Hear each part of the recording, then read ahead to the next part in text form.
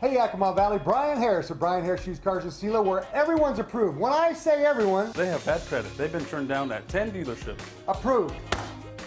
I'm sorry. They had a bankruptcy. Approved. So anyway, they don't have a job. Approved. Like I was saying... No crédito quiere establecer crédito. Aprobado. I think you get the picture. Everyone's approved. So you're approved. Come see us today, Brian Harris Used Cars, Sela.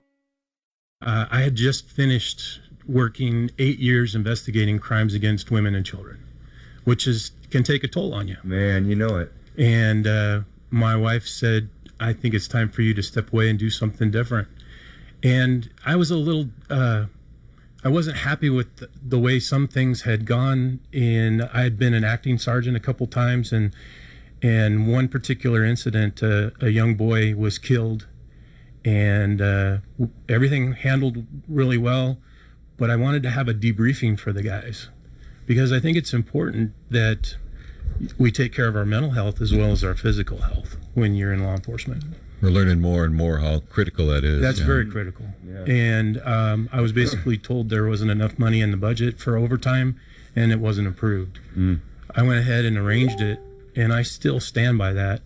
I think that's something that in law enforcement, you need to be able to talk about the things that you see and be able to deal with them right away. That's the first step, is being able to talk about what you saw and how you need to deal with it. To not start down that road to PTSD, man. Oh, yeah, definitely. You were a child interviewer. I was. So, man, geez, you've come to the right place, right? Thanks for that. Yeah. But I mean, that's a tough job. What skills do you take, from that tough job that you want to bring to the sheriff's to the head office, I should say, because you certainly did the other stuff. Communication is key. Being able to talk to people and let people know what's going on is so key. The law enforcement has a difficult time sharing things with people. They have a difficult time sharing things with each other. So those are some of my key points, is communication and interagency cooperation. I just don't think that our agencies in the Valley should just work together. We should train together. And I envision down the road us developing a regional training program so that we can save some cost for departments. And by that, I mean, when we send people over to the west side of the mountains, it's expensive. Lodging and all of that is much more expensive than here.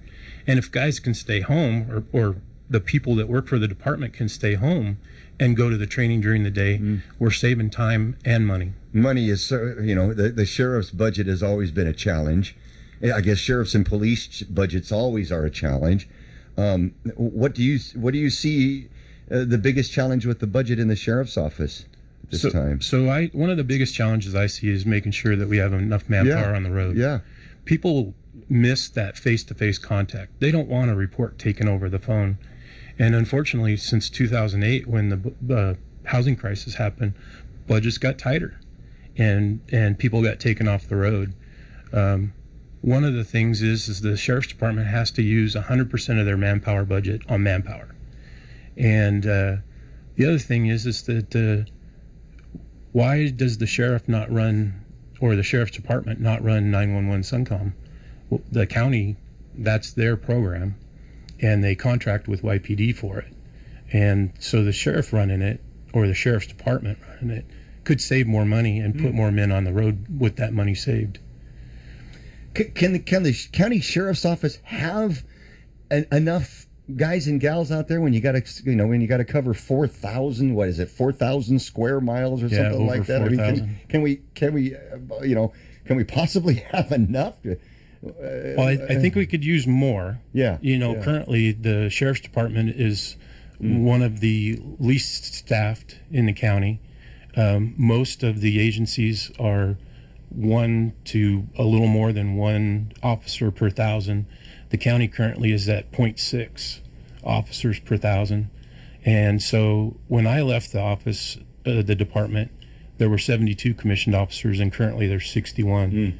If we could get back to that 72 level, I think that would go a long way to helping us.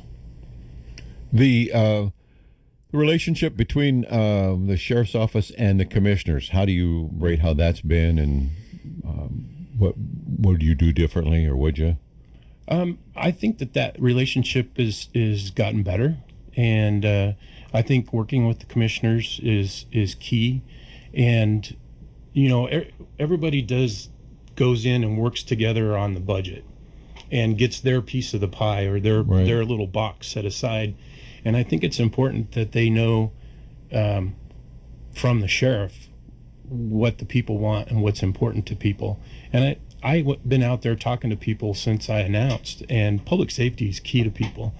Even if some people say it's a perception that, things could be better in Yakima County, that's the way people feel. And that's one of those communication things, is finding out what people want and then passing that on and being able to work with and communicate that to the commissioners is big.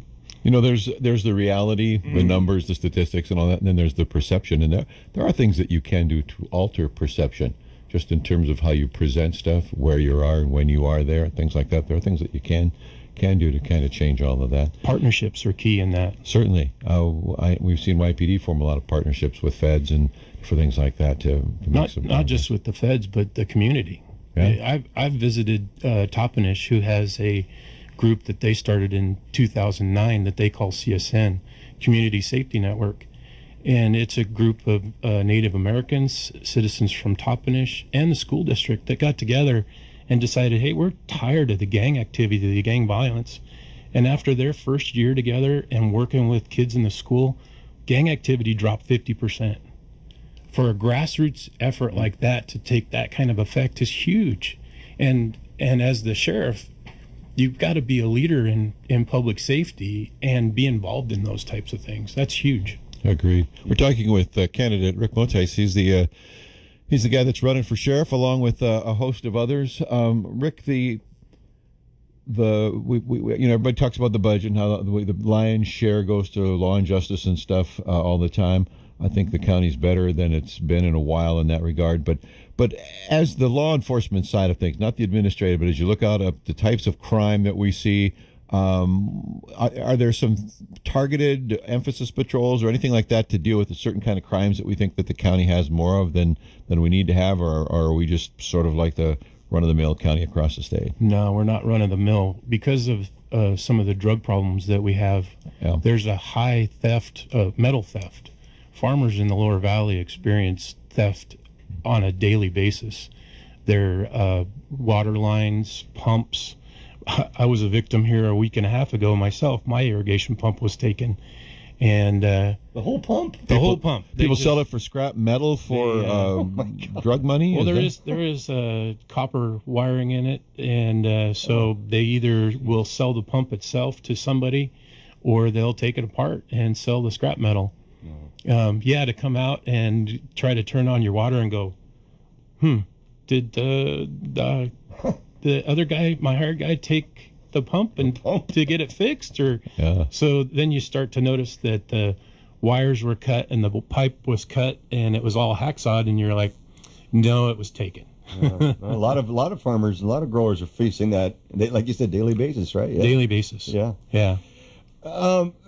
Rick, I got to ask, I mean, you're doing pretty good at Hanford. I mean, why put yourself through this? I mean, why do you want to do this? See, if you'd have been at Hanford, you wouldn't have even sit down with this. Exactly. I mean, none of this, So, law enforcement's a passion of mine. It must be. And I didn't want to leave in 2009, but I love my wife and I love my family.